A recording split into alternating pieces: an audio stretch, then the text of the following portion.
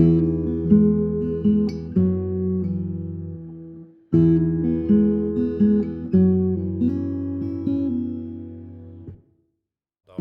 support and positive mindset around Jokowi and his government. And one of the things he went out on when he got elected the first time was that he was going to revolutionize the mindset of Indonesians, and most people, including Indonesians, were laughing and thought that would be impossible.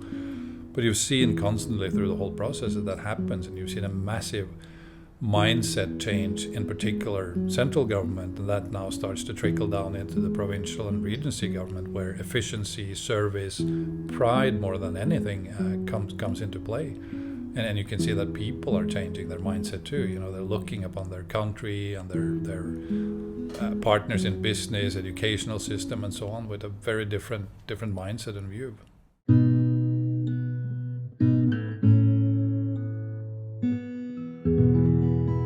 Hi everyone, and welcome to another episode of the Seven Stones podcast. We like to cover a broad range of topics, including business, real estate, legal advice, people of Indonesia, and many more. In this episode, we're going to be diving into something we briefly touched on in our previous episode, and that is the Omnibus Law. What in the world does it mean? How does it affect you? And will it make things easier or harder? If you have just as many questions and confusions as me, you'll probably benefit from this conversation we're about to have.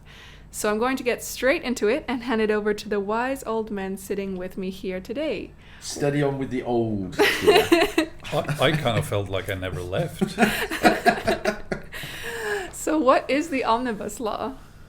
Good question. Yeah, I'm not sure if anyone really knows now. Of course, the government knows, but it's a massive change of the bureaucracy and the legal system of Indonesia. And I think it's motivated.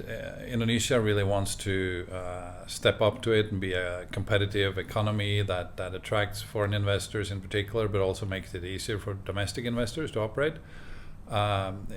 And the system here, the bureaucracy, has been known and is known to be quite difficult and complicated, and sometimes, or very often, conflicting regulations from central government to provincial government, and then out to the regencies.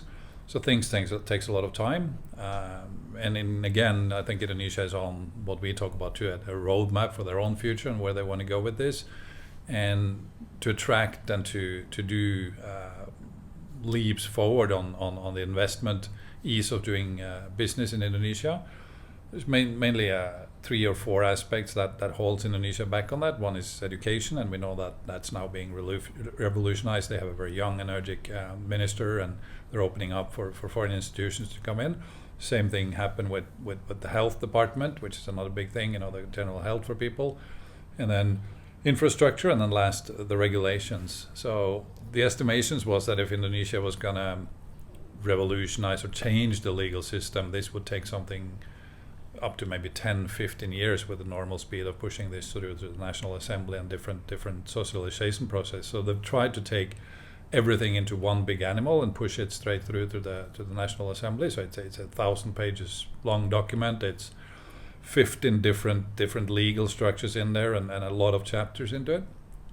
I think also another thing that the ex-president of Indonesia, Jokowi, realized that is into the future a lot more of entrepreneurship is needed among expats, and more importantly among Indonesians, because a lot of jobs are going away, modernizationing are happening, and there's a need for this instant process to trigger and enhance that. So I guess in one way you can say that omnibus, it's obviously the word, it's everything. It revolutionizes almost the entire legal system of Indonesia, in particular on permits and then investments and aspects that has been seen as holding back for foreign and domestic investments in Indonesia.